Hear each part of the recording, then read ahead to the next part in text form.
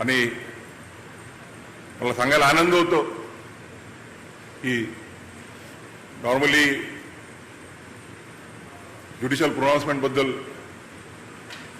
आणि स्वतःच्या ज्युडिशियल प्रोनाउन्समेंटबद्दल आम्ही बोलू नये, परंतु ज्यावेळेला कलम 370 चा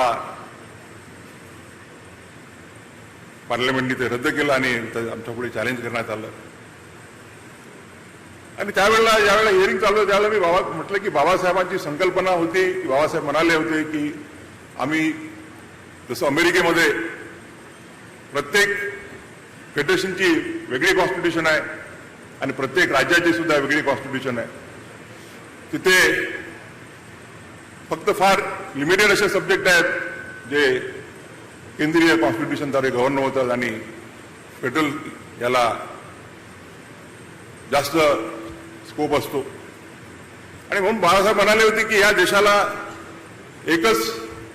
घटना अभिप्रेत आहे आणि देशाला एकसंघ जर ठेवायचं असेल तर country needs only one constitution. आणि